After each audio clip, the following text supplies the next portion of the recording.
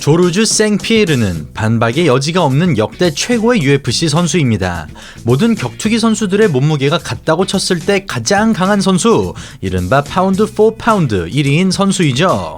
생피에르는 레슬링 챔피언 출신의 선수조차 제압하는 막강한 레슬링을 앞세워 과장 조금 더하면 패배가 불가능한 스타일의 경기를 펼치는 이른바 사기 캐릭터인 선수인데요. 뿐만 아니라 극진 공수도 2단 출신으로 타격에 능한 생피에르는 잽과 슈퍼맨 펀치를 가장 잘 활용하는 선수이기도 하죠. 그리고 사실 격투기의 세계에서는 레전드라고 불리우는 선수들이 꽤 많이 있긴 합니다.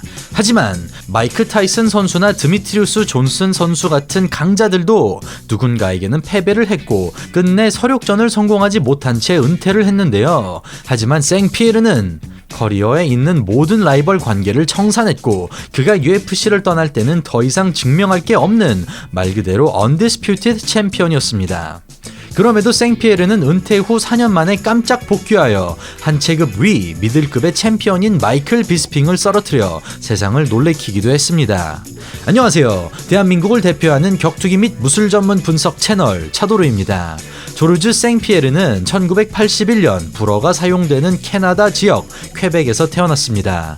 생피에르는 굉장히 힘든 어린 시절을 보냈는데요. 학교에서 버스를 타면 덩치 큰 동네 아이들은 생피에르가 입고 있는 옷을 찢고 때리기까지 하며 망신을 주곤 했다고 합니다. 생피에르는 자신을 괴롭히는 아이들을 혼내주기 위해 기죽지 않고 항상 달려들었습니다.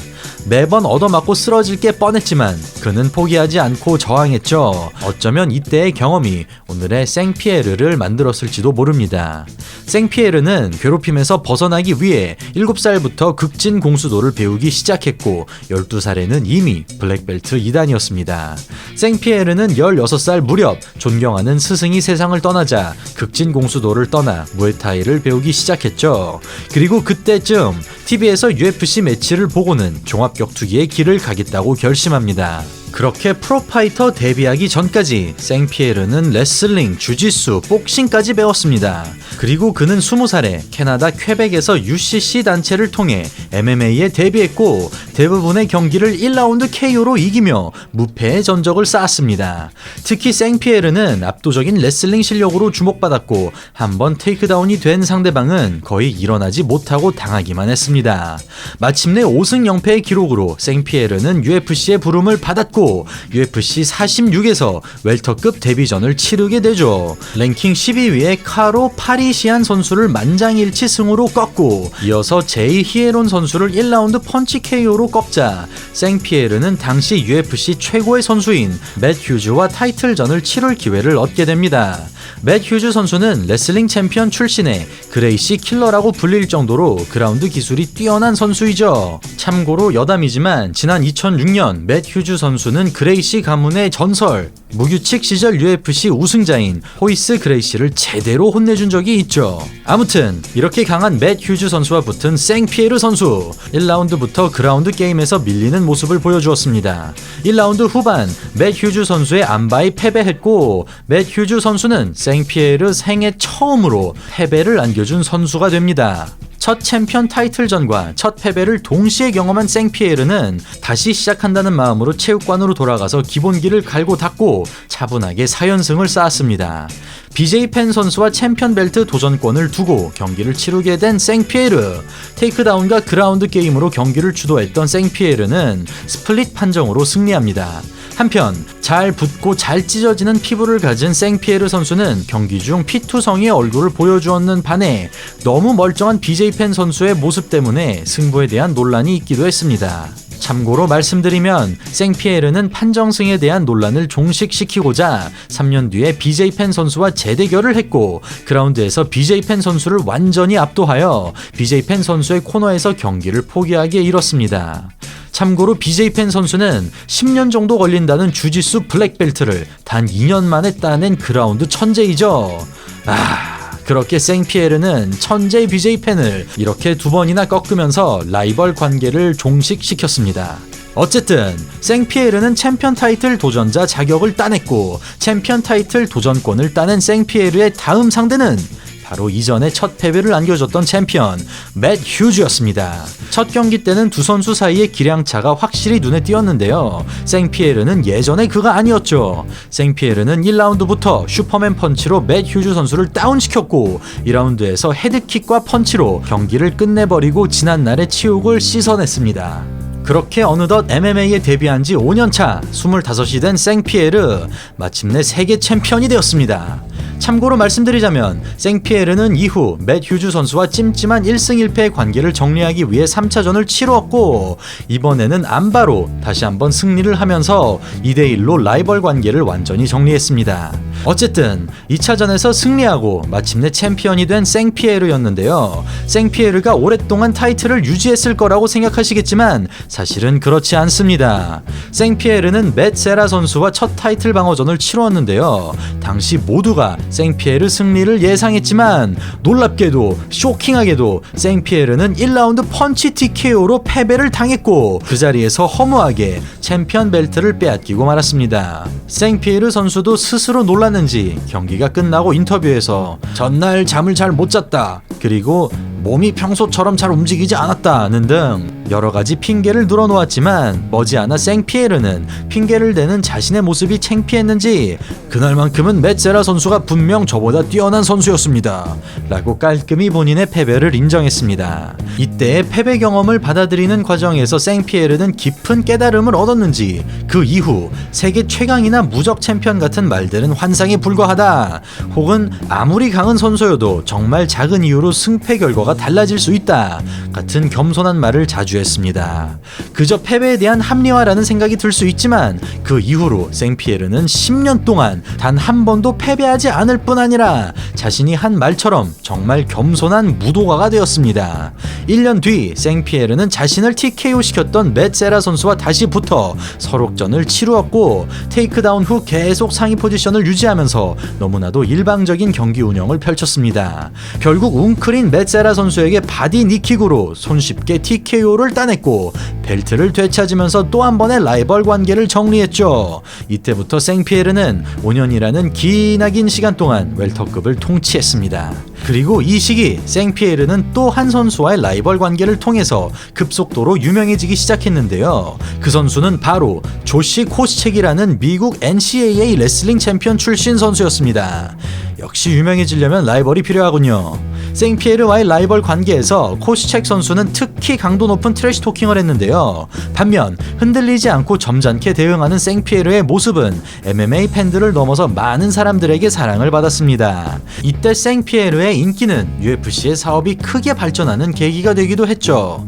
그렇게 맞붙게 된 두 선수, 특히 레슬링을 주특기로 하는 두 선수인지라 큰 주목을 받았지만 역시 코스첵 선수 또한 생피에르에게 레슬링 적수가 되지 못했고 생피에르는 만장일치 승을 거두며 UFC 최고의 레슬러로 자리매김했습니다. 시간이 지나 KO 아티스트라고 불릴 정도로 타격기가 좋아진 코스첵 선수는 도발과 함께 생피에르에게 재도전했습니다만 생피에르는 또다시 만장일치로 승리했고 코스첵 선수의 전성기는 그렇게 끝이 나고 말았습니다. 그렇게 생피에르는 BJ 펜, 맷 휴즈, 맷 세라, 조시 코스첵 등 어마어마한 강자들과의 라이벌 관계를 모두 청산하며 챔피언의 자리를 유지했고 전세계 팬들의 사랑을 받는 슈퍼스타가 되었습니다. 그 이후로도 콤보를 활용한 타격의 절대 강자 카를로스 콘딧, 좀비형 전진 복싱으로 유명한 닉 디아즈를 상대로 승리했죠. 한편 이 시기에 생피에르는 일제시대를 떠올리는 우길기가 그려진 복장을 자주 입었습니다.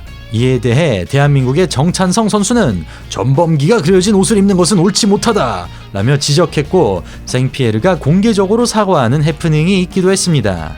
그리고 2013년 생피에르는 핵펀치 레슬러 조니 핸드릭스와의 경기에서 논란의 편파 판정으로 찜찜한 판정승을 거둔 뒤 자신도 부끄러웠는지 벨트를 내려두고 32살의 나이로 UFC를 떠났습니다. 마지막 경기의 판정은 조금 찜찜했지만 체급을 떠나 말 그대로 세계 정상에 있던 생피에르는 더 이상 증명할 게 없었고 더 이상 싸울 이유도 없었습니다. 그렇게 UFC를 떠나 전 챔피언이 된 생피에르는 어느 날 뜻깊은 일을 겪게 됩니다. 차를 타고 집에 가던 길에 한 젊은 남자의 손짓을 보게 되죠. 차를 멈춰 창문을 내리자 그 남자는 돈을 구걸했습니다. 자세히 보니 그 남자는 다름 아닌 어렸을 적 생피에르의 옷을 찢고 돈을 뺏고 때리던 학교 패거리 중 하나였습니다. 떠올리기 싫은 어린 시절이 생각난 생피에르는 당장이라도 차에 뛰어내려 그 친구를 만신창이로 만들고 싶을 정도로 속안에서 분노가 끌어올랐지만 진정한 무도인이 된 생피에르 선수는 자신의 지갑을 열어 들고 있던 현금을 몽땅 꺼낸 뒤 그 친구를 용서했습니다. 생피에르 선수의 말을 빌리자면 그 친구를 용서함으로써 마침내 어린 시절의 아픈 과거를 추억으로 남길 수 있었다고 합니다. 이후 시간이 흘러 생피에르는 원인을 알 수 없는 우울증에 시달렸습니다. 사실 파이터들에게는 일반인이 이해하기 힘든 심리가 있다고 합니다. 그들은 매 경기마다 마치 전쟁에 나가는 장수처럼 죽음을 앞둔 것과 같은 극도의 긴장감과 압박감을 느끼고 그리고 그 속에서 묘한 흥분을 느낀다고 합니다. 그 느낌은 선수에게 고통을 주는 한편 알 수 없는 중독을 선사하죠. 파이터는 장시간 휴식기를 가지게 되면 그 느낌을 그리워하게 됩니다.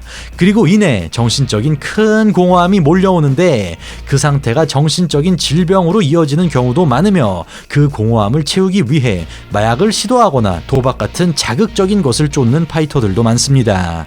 생피에르 역시 여러 가지 시도를 해보았지만 그 공허함을 채워줄 수 있는 것은 어디에도 없었죠. 결국 생피에르는 UFC 복귀를 선언합니다.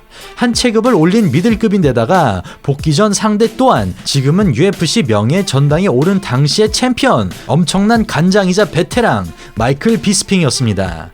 참고로 이 당시 생피에르는 UFC 조로건 해설 팟캐스트에 출연하여 자신이 외계인에게 납치되는 것 같다는 이야기를 꺼내 많은 이들의 걱정을 불러일으켰습니다. 일부 팬들은 그가 머리를 너무 많이 맞아 정신적으로 문제가 생긴 게 아니냐며 걱정을 했죠. 또한 체급을 늘린 탓에 체중을 강제로 늘리기 위해 2-3시간에 한 번씩 자다가도 일어나서 밥을 먹었다고 합니다. 그렇게 걱정 반 기대 반 생피에르 선수의 복귀전이 시작합니다.